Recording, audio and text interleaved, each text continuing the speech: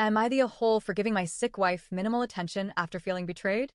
I am 47, have been married to my wife, at 44, for 15 years. We have 4 beautiful teenage children. For most of those years, we were strong, a team. Our marriage wasn't perfect, but it was warm, dependable, close. We shared everything. At least, that's what I thought. But over the last 2 years, things started to shift. The change began subtly when Shiri entered the workforce after being home for several years. At first, I was proud of her, excited even. She's smart, ambitious, and capable. I encouraged her to pursue her career again, especially now that the kids are older and more independent. But somewhere along the way, that excitement turned into unease. I'll never forget the first real red flag. She told me she was going out for dinner with some clients. That in itself wasn't odd. Her new role involved a lot of networking. But she didn't come home until 11 p.m. That's not like her. I tried calling her multiple times throughout the night, but she didn't answer. Eventually, concern got the better of me, and I checked her phone's location via Find My iPhone, something we both had set up years ago for safety and convenience. She wasn't where she said she would be.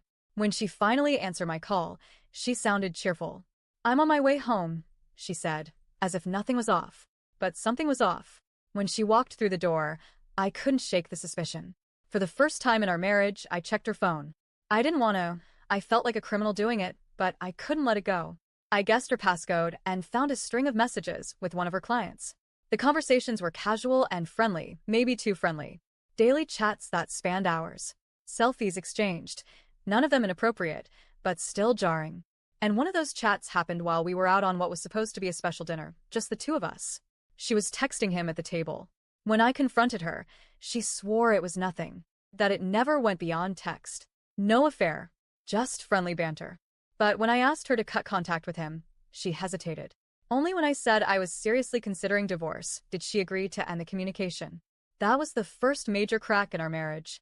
The first time I looked at her and thought, do I really know who you are anymore? Still, for the sake of our kids and the life we built, I forgave her. And for a while, things seemed to go back to normal. She appeared remorseful. She stopped messaging the man, as far as I could tell.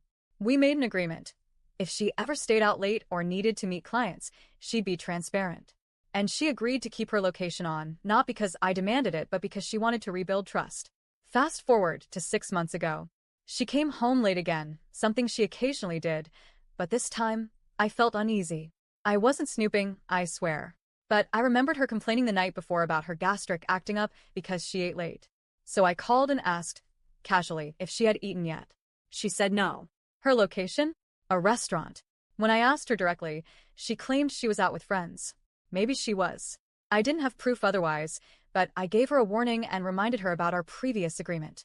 She apologized. Again. Then came the latest incident. The one that truly pushed me to the edge. 3 months ago, she was diagnosed with an autoimmune disease. It started with inflammation in her eyes, and the doctors warned of potential joint issues. Naturally, I was devastated for her. I took her to appointments, researched her condition, and adjusted our home life to support her. I wanted to be there.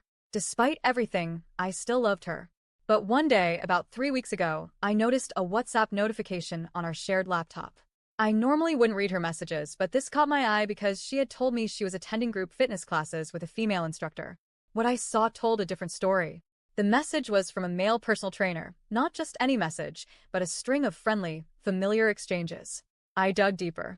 Turns out she had been having private sessions with this trainer for weeks. She never mentioned him. She told me it was a group class. And we've had conversations in the past, early in our marriage, in fact, where she agreed that one-on-one sessions with the opposite sex made both of us uncomfortable. She once criticized a friend of hers for hiring a male trainer. So what changed? I confronted her, gently at first. Gave her a chance to come clean. She lied. She created an elaborate story about a female-led group session with friends. I pushed further, and she kept doubling down until I showed her the messages. Then she crumbled and admitted it. She said she lied because she didn't want me to be upset about the cost. Over $2,000. And when I asked her why she lied about the gender of the trainer, she said she didn't think it mattered. But it did. Not because of jealousy. Not because I'm controlling. But because she lied again. And this wasn't a minor omission. It was repeated, intentional deceit. I was angry. Not about the money, but about how casually she had violated my trust for the third time. She never even tried to discuss it with me. She made a decision she knew I'd be uncomfortable with and chose to keep me in the dark. I nearly ended our marriage right there. I was done. But then she got worse. Her symptoms suddenly escalated. She couldn't walk. She was in pain constantly. I rushed her to a specialist. The doctor told us stress could be a trigger for her condition. That emotional turmoil might have pushed her immune system into overdrive. And now I feel like I'm stuck in this impossible place. I didn't abandon her. I still help her around the house. I drive her to appointments.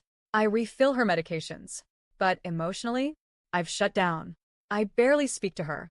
I do what needs to be done, but I can't pretend everything is okay. She's noticed, of course. She asks me if I still love her, if I've stopped caring. I don't know how to answer. Part of me wants to forgive, to try again. But another part of me is screaming enough. How many lies can one person take before the heart just gives up? So here I am, trying to be a decent husband while feeling like a stranger in my own marriage. Am I the a-hole for giving her minimal attention while she's sick? For feeling distant and considering divorce despite her condition? Is my hurt justified, or am I punishing her at the worst possible time? I don't want to be heartless, but I also don't want to keep bleeding in silence.